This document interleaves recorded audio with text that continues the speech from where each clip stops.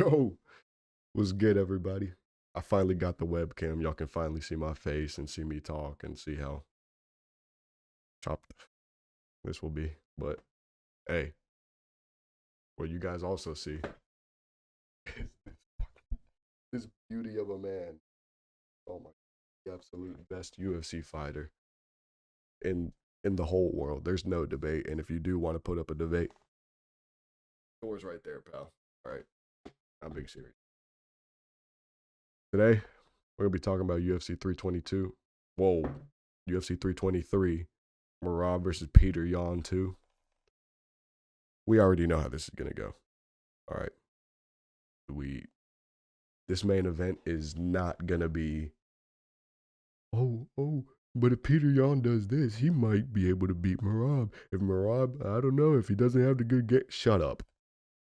All right, we know. We know Peter Yan is schooling this guy. No, I'm just playing. Marab is absolutely destroying my guy, but we'll get to that. So first, how every prediction card or prediction video that I'm gonna do goes is I'm gonna start from the bottom and work my way up. But I will go fast because I know none of y'all care about fucking Muhammad Naimov and Myron Santos. So y'all don't gotta worry about that. But listen, we'll get to the first fight. I have been a little sick, so if I do sound sick, it ain't my fault. Don't worry, it's not contagious. All right. First fight, Muhammad Naimov and Myron Santos. I'm going Muhammad Naimov, all right. I like my boy. He's pretty well rounded. He does foul a lot, and you know, if you watch the first video, you know, we do not tolerate anybody who fouls. John Jones, count your days. Count your days, John Jones. But I still like this guy. I don't even know much about Myron Santos. He's 5'7". He's one. His weight is 155. Apparently, he's going down to 145. Yeah, I don't really know much about Myron Santos. I'm picking Muhammad Naimov. I don't really have a doubt about it. I feel like he's gonna get the job done, but I don't really have much of a care. Mansour Abdul Malik versus Antonio Tricoli. What I want y'all to see right now is look at this guy's record. Uh, Look at this guy's fight history. He has 2 fights in.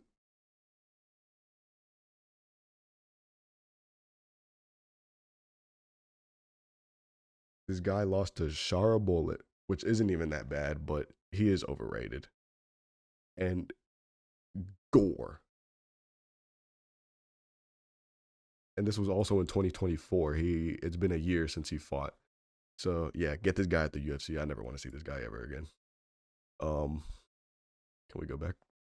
Yep. Mansour Abdul Malik is absolutely sending this guy to the shadow realms. Yeah, I have no doubt about it. So might as well go put that on your parlay right now if you want. Another one that you might as well want to put on right now in the parlay. What the fuck is this? Why does it say he has one fight? All right. Anyways, Iwo Baranewski versus Ibo Aslan. I'm picking Baranewski to win because I don't like Ibo Aslan. This guy has the whole country of Turkey behind his back. He was so hyped up. And I remember watching the fight that he first got his loss. And I was like so unimpressed. Because that was the first fight I ever saw of him. And I was just so unimpressed with him. And all of his other fights, we could check his stats or his history. Yeah, how do you lose to Ian Cutelaba, dude? The Hulk. Are we serious right now? Yeah, no. I'm picking Iwo. He had a good knockout win on the Contender Series. I'm pretty sure that's what it was. Um, yeah, this guy looks like he could do some damage in the light heavyweight division. Next fight, Jalen Turner comes back off of a 1-year retirement. He retired because he lost a fight. And yeah, and now he's back. He's not even. How old is he? I want to know how old this guy is. This guy is all right. Yep, I gotta learn how to use my computer. Oh, it doesn't say. Okay. This guy's young. I think he's going up to his 30s now. But yeah, Edson Barboza, legend. This guy has the most legendary knockouts in the world. But dude, this dude's what, like in his 40s, 38, late 40s, wait late 30s, early 40s, something like that. This guy is done for. Why does his eye look like that? That's how you know that he doesn't need to be competing anymore.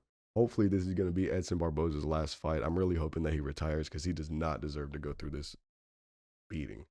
And Jalen Turner is known to be one of the like most pathetic UFC fighters ever. This guy literally could have beat Moicano. He dropped Moicano and just stood there. He didn't follow up. He didn't do any of that. He just stood there and looked at him and was like, "Ref, what are you doing?" Dude, finish the fucking fight, dude. It ain't that hard, dude. I'm picking Jalen Turner to win by knockout. And if this guy doesn't win, I never want to see his face ever again. Okay, I'm telling you that right now.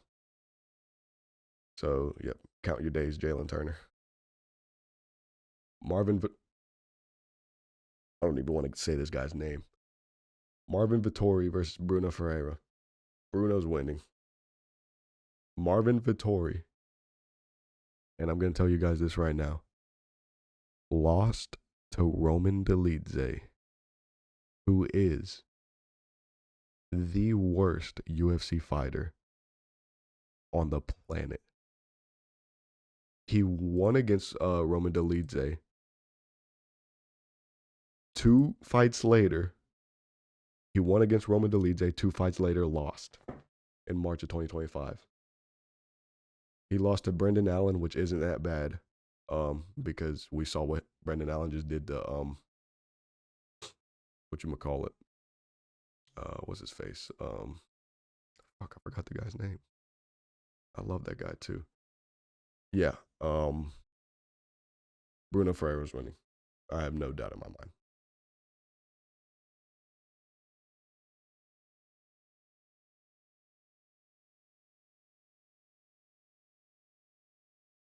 If you're not a well, I don't even know if you heard me. If you're not a UFC fan and you want to turn into a UFC fan, this is the fight you need to watch. This is the best matchmaking that I have seen from the UFC in so long. Like we went from them doing we went from this fight, them matchmaking this fight, to Volkanovski and Diego Lopez too. What are we doing? What happened? What drugs did we do in between that time? Like I don't get it. These 2 fighters are literally the best scrappers in the UFC. I'm picking Nazim Sadikov. A lot of people are picking Fares Ziam. He's the favorite, obviously. But I love Nazim Sadikov. I love him. The way that he has the high guard, slips all the punches, and then goes to the body, and then goes up top again. Dude, I love Nazim Sadikov. But this guy is in bangers. This is a fight where it could go either way. I wouldn't be surprised if Fares Ziam won. I wouldn't be surprised if Nazim Sadikov won. But I'm going to pick Nazim Sadikov just because I feel like he's more technical and he could counter Fares Ziam with his punches. Because this guy's long. This guy, oh my, dude, this guy is 6'1", 75 reach, 42 leg reach. He's got a 6-inch reach advantage and a 3-inch height advantage.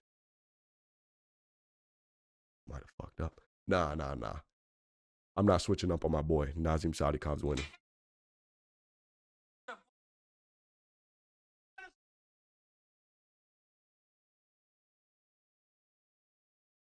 Who the fuck did that? All right. Anyways, Macy Barber and Karine Silva. Yep. Do not care for this fight. I didn't even bother doing any whatchamacallit. I didn't even bother doing any research on it because I don't really care. I'm picking Macy Barber to win just because she's like number 5 ranked. She's got a better record. I'm pretty sure she's more of a grappler. I don't know anything about either of these two. Yeah, Macy Barber.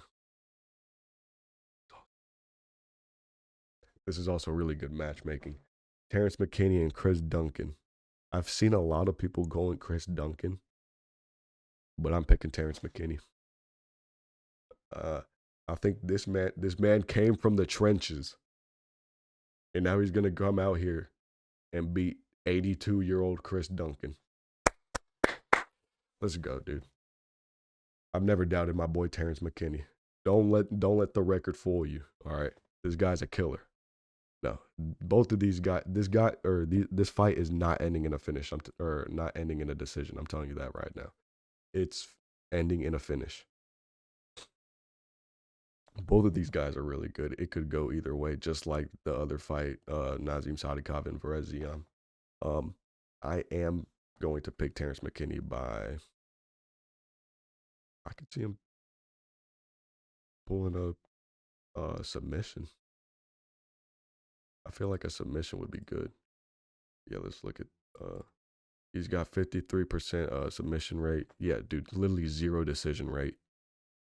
This guy too, 29% is pretty good for a decision rate. Shows that a lot of his things are by finish. But yeah, no, I'm going Terrence McKinney to win this. Grant Dawson and Manuel Torres. How many underdogs have I went with? I'm going with Manuel Torres, dude. I'm not switching up on my Hispanic boy. Manuel Torres is winning. Yes, I'm looking at you. Manuel Torres is winning. If you think Grant Dawson's winning, you remember where the door is. Right there. All right. And I'm being serious. Manuel Torres is gonna upset a lot of people. Grant Dawson fights once every 2 years. I hate this guy. I hate this guy. This guy's mainly like a wrestler.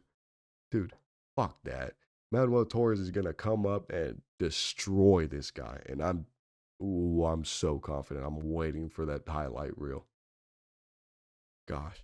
Manuel Torres is winning. There's no doubt in my mind. And we flew past that prelims.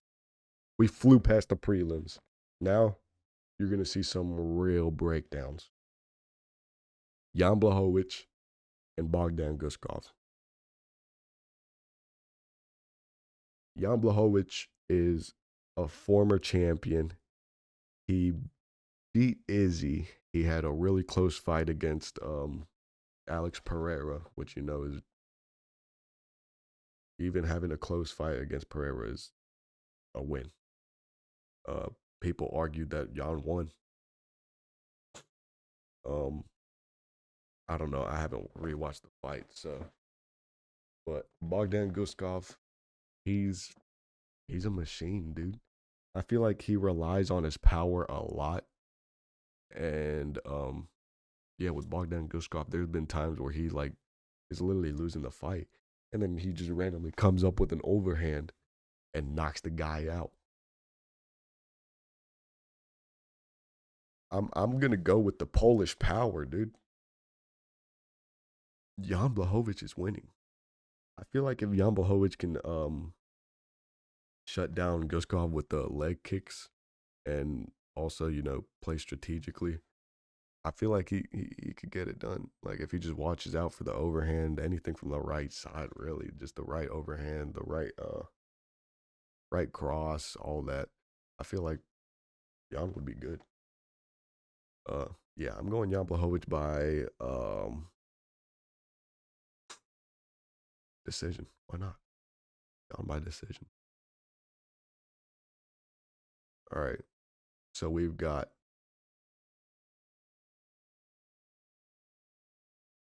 there's 3 UFC fighters that I hate more than anything. John Jones, Anthony Smith, and Henry Cejudo. Those three fighters, I never want to hear their names mentioned ever around me. Or I'm gonna call ICE and I'm gonna tell them to get you. I'm serious. Henry Cejudo is so cringy, dude. He the way this man trash talked. Anytime I think of Henry Cejudo, I think of the video of him trying to trash talk Sean O'Malley. It was like, "Hey, Precious, why don't you say we put the gloves on?" Dude, shut up, dude. I hate this guy. And he's not even a bad fighter. Well, in his prime. In his prime he was very, very good. He's a double champion. Um, yeah. But everybody knows since he retired. He's gonna be known as the person that retired too early. He retired in the middle of his prime, came back and lost to everybody. He lost to Song Yadong. He lost to Marab. He got dogged by Marab, my boy. I need to get a shirt of Marab. That is one of my favorite fighters. And then we got Peyton Talbot, who is a very, very, very good striker. We saw in his last fight with Felipe Lima how he improved in the grappling because he got dog walked by Johnny Barcelos. I remember him being like a minus 1,000 favorite, and that was a massive upset. He got dog walked in the grappling. Um, but we saw in the fight with Felipe Lima that he was able to stuff a lot of takedowns, get the underhooks, and like push Felipe anytime he'd go for a takedown. And when he would get the takedown, he would scramble really good and then end up on top and start ground and pounding Felipe Lima. I feel like Peyton Talbot is gonna win. Because I feel like Henry Cejudo has fallen in love with his hands. I feel like this guy didn't even shoot a takedown with Song Yadong. He didn't shoot a single takedown with Song Yadong. So if he stays on the feet with Peyton Talbot, this guy's losing. Anybody could lose.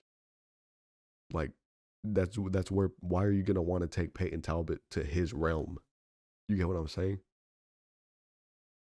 I don't understand, but I do see if Henry Cejudo has the right game plan and does try and absolutely maul this guy Peyton Talbot, I do see it being like a boring decision, like what we have been seeing, like with JDM and Islam, with Hamzat and DDP.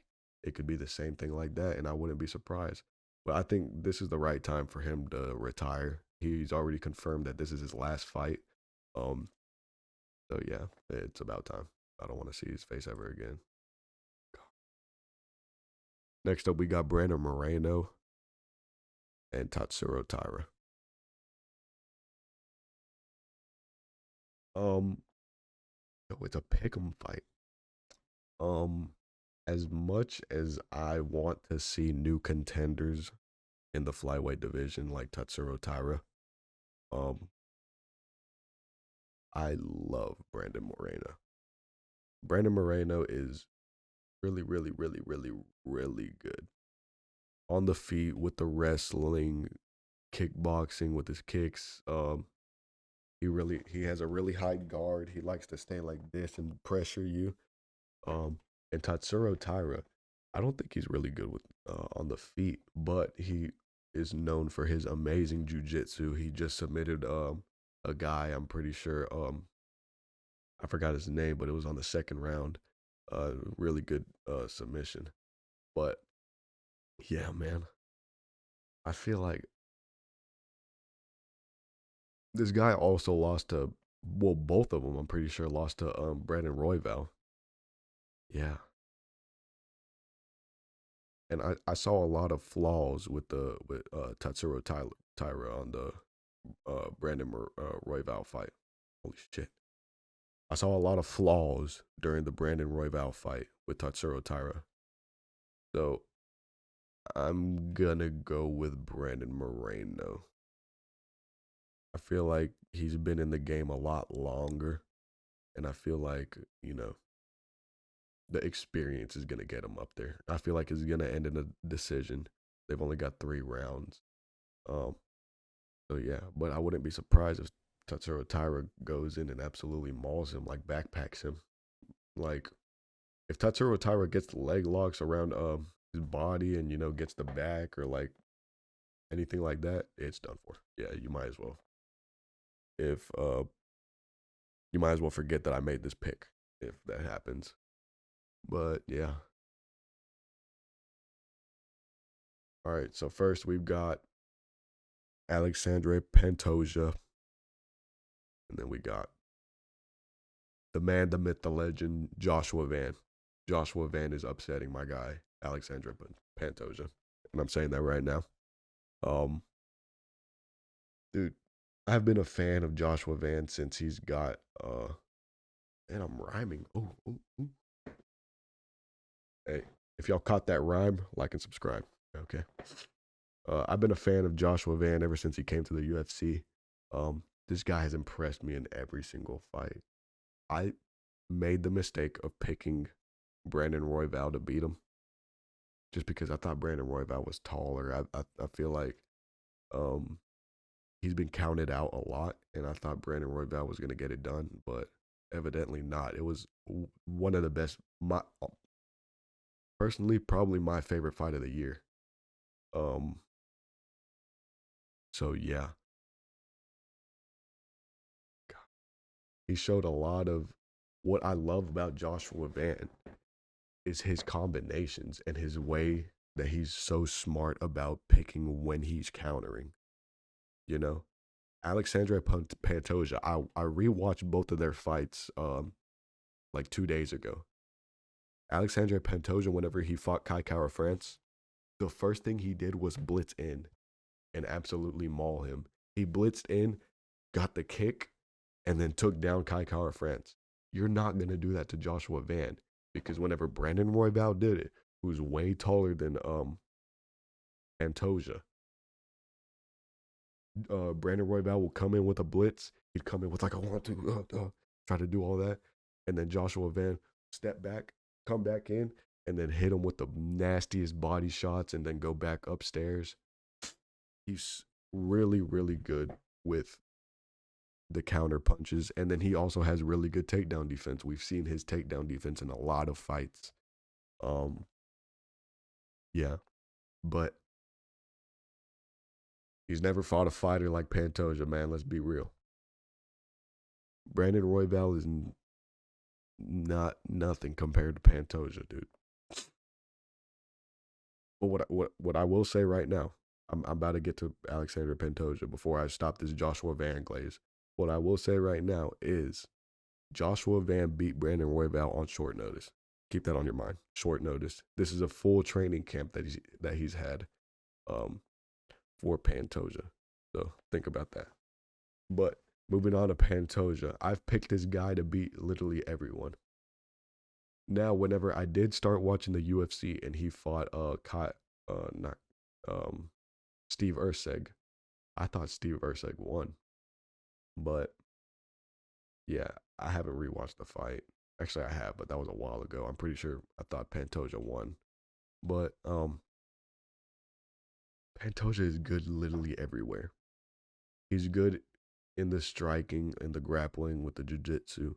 He's good mixing in the strikes, making you think about the strikes. If I come at you, blitzing at you, you're not going to expect me to throw a leg kick like he did to Kai Kara France. You're not going to expect me to go, and then go down for a takedown. You like this is where he thrives. Um, dude, but I have faith in Joshua Van, dude. I Pantoja has literally cleared out the division. Um, which I mean isn't a bad thing. I wouldn't be mad if Pantoja won. If Pantoja wins, UFC has okay. If Pantoja wins, the UFC has to make Pantoja versus Marab. Like that's the fight to make. only if Tatsuro Taira loses. If Tatsuro Taira loses to Brandon Moreno and Alexandra Pantoja have already fought 3 times, and Brandon Moreno lost every single time. If Tatsuro Taira wins, then I wouldn't mind seeing Pantoja versus Taira because that's a new guy that he hasn't fought yet. But if he loses, we need Pantoja versus Merab. And nobody's beating Merab. Joshua Van wins by decision. We'll say that. Now the main event. Merab Dvalishvili versus Peter Yan. Dude, I never knew that Merab would be the GOAT that he is right now. He's the most likable guy in the UFC besides like Volkanovski. He's one of the most likable guys. He's so funny. He's good on the mic. He started talking about fucking Corey Sandhagen's balls. And he said, I have Georgian balls. You have small balls.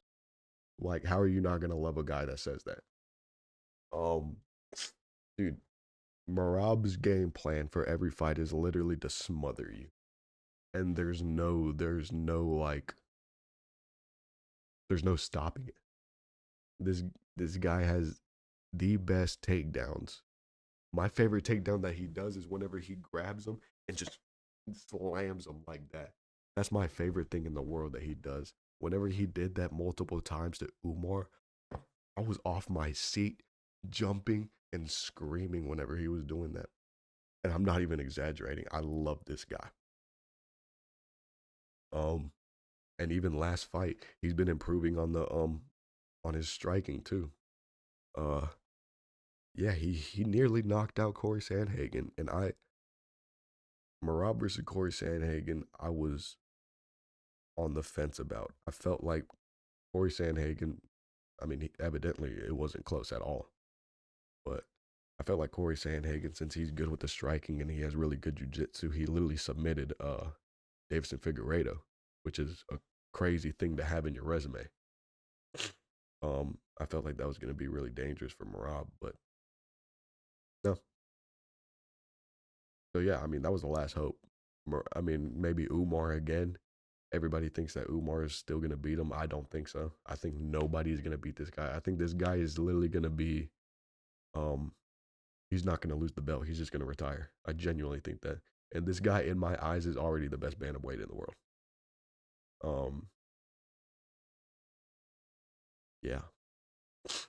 Also, the best cardio that anybody could ever ask for. Yeah. So after all that glaze, we have to go to Peter Yan, who I mean, he's decent, but let's be real. What the hell are you gonna do against Merab? Okay. They already fought once. Peter Yan lost 50-45, may I mention. And yes, Peter Yan was injured. He said his right hand was he broke his right hand or something. Something was bad with the right hand. That's not gonna change a thing, dude. That's not gonna change a thing. You're not gonna do anything against Merab. Let's be real. I'm tired of the fake hardcore saying that Peter Yan might get this done. No. Peter Yan is not doing anything. If Sean O'Malley, Corey Sandhagen, and Umar couldn't beat Merab, Peter Yan isn't.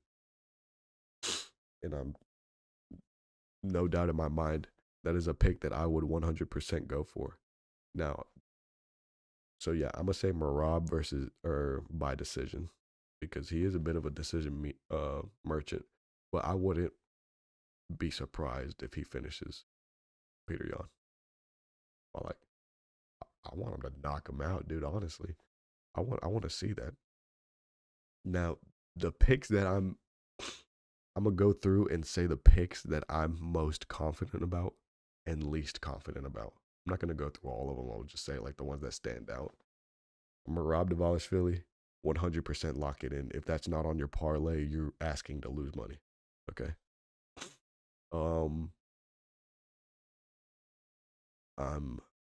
I'm kind of confident with Jan Blachowicz. yeah, I think the Jan Blachowicz pick is good. I think the no, because I see a world where Grant can absolutely smother him.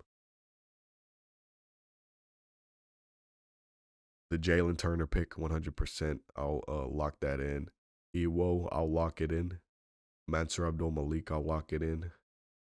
Those are those are the fights I'd say I'm most confident about. Oh, and Bruno Ferreira.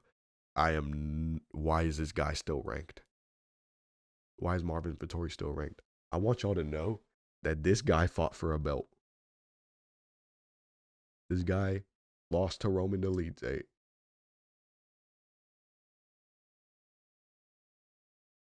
and now he's on the early prelims. So yeah, get this guy out the UFC right now. I don't want to see his face ever again. Now the fights I'm not confident at all about. Alexandra Pantoja and Joshua Van. I feel like it could literally go either way. Brandon Moreno, Tatsuro Taira, Henry Cejudo, and Peyton Talbot. These are fights that like could go either way. By the way, I would literally give this pay-per-view a solid 8.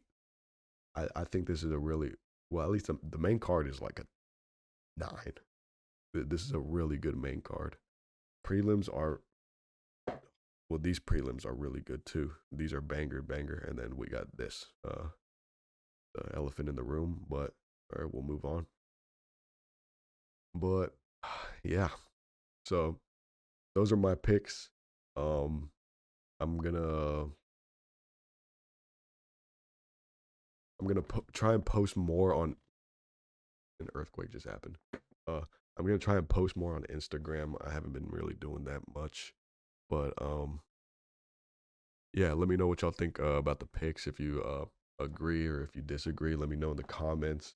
And yeah, I'll see you guys after this fight. I'll post my recap. Maybe on Sunday, maybe Monday. So yeah, I'll let you guys know on Instagram. Make sure y'all follow. See ya.